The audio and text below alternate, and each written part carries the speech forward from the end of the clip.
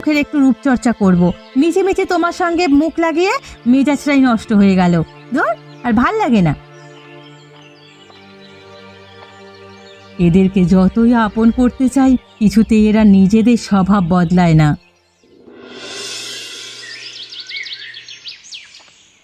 ও ভজাদা, কোথায় চললে? এই যে সেদিন যাবে বললে দোকানে, আর তো কই গেলে না। ও আচ্ছা জগা, তোকে আর কি দুঃখের কথা বলি ভাই। আমার সাথে যা ঘটেছে তা আর বলবার নয়। কেন কেন ভজাদা, আবার কি হলো তোমার?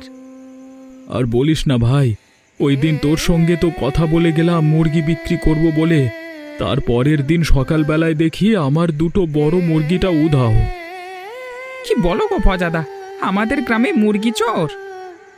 আর বলছি কি ভাই, যে খুঁজে আমার মতো গরিব ঘরেই চুরি করলো, যদি হাতের কাছে পেতাম না বুঝিয়ে দিতাম মজা। আচ্ছা ভজাদা, তোমার মুরগিগুলো তো বললে ওই দিন রাতেই চুরি হয়েছে। হ্যাঁ হ্যাঁ, ওদিন রাতেই তো ঘটলো ব্যাপারটা। কেন বলতো ভাই? তোমার ওই মুরগি দুটোর মধ্যে কি কোনো মুরগির রং লাল ছিল? মানে কোনো মুরগির পায়ে কি লাল রঙের দাগ দেওয়া ছিল? হ্যাঁ হ্যাঁ, একদম। আমি ঠিক ধরেছিলাম, নিশ্চয়ই কোনো গন্ডগোল আছে, আমার চোখকে ফাঁকি দেওয়া। তুই একটু ছেড়ে কাজ দেখি, কি বলতে চাইছিস? যেদিন রাতে তোমার বাড়িতে চুরি হয়, তার পরের দিন সকালে ওই বড় বাড়ির ছোট বৌমা আমার কাছে একটা মুরগি নিয়ে আসে বিক্রি করবে বলে। বলে কি না এটা নাকি ওর বাপের বাড়ির মুরগি, বাড়ির সবাই অসুস্থ তাই বিক্রি করে দিচ্ছে। সুস্থ হলে আমরা না হয় কিনে খাবো। তখনই মনে মনে তেমন একটা সন্দেহ হয়েছিল, ব্যাপারটা মানে এই বুঝলাম আর কি।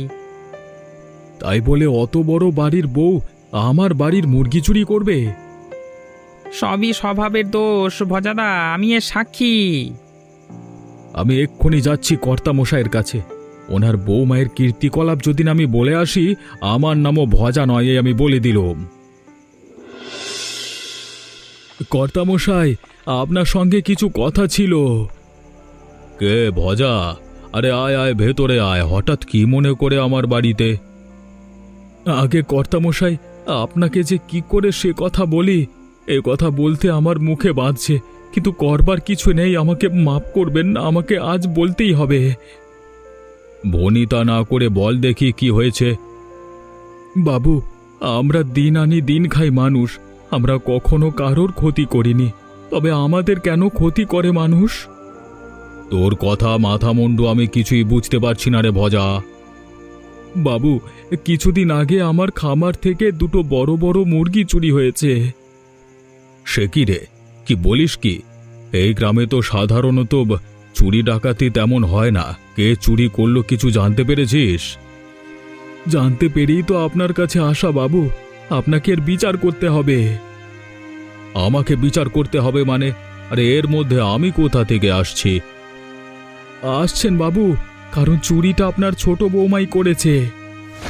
মুখ সামলে কথা বল ভজা। জানিস তুই কি বলছিস? আমার বাড়ির বৌমাদের নামে তুই চুরির অপবাদ দিচ্ছিস। এত বড় সাহস তোর? ছোট বৌমা, ছোট বৌমা, কোথায় আছো? তাড়াতাড়ি এসো।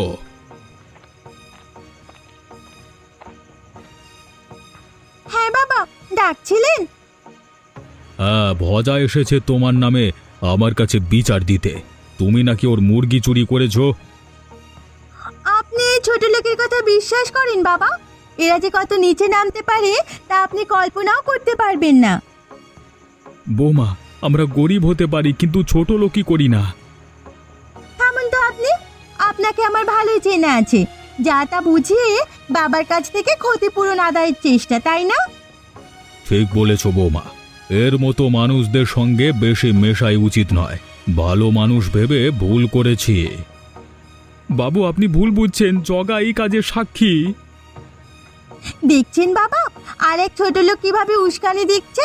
সব প্ল্যান করা, টাকা হাতানো ধান্দা। এক্ষুনি একে বাড়ি থেকে বের করে দিন বাবা। বাড়ি থেকে বের করতে হবে না, আমি নিজেই চলে যাব।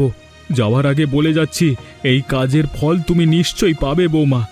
আপনিও আপনার ভুল বুঝতে পারবেন কর্তামশাই, সেদিন আপনার আফসোসের সীমা থাকবে না। আরে যা তো, যা।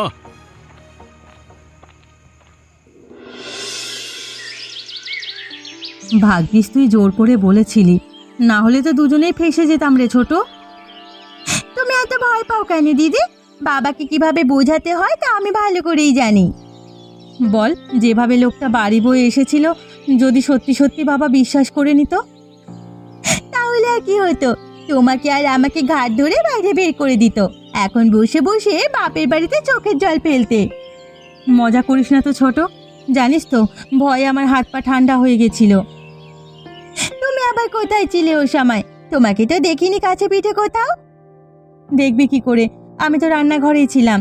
বাবার হাঁক ডাক দেখেই বুঝেছিলাম কিছু একটা ঘটেছে। তারপরে আড়ি পেতে শুনছিলাম।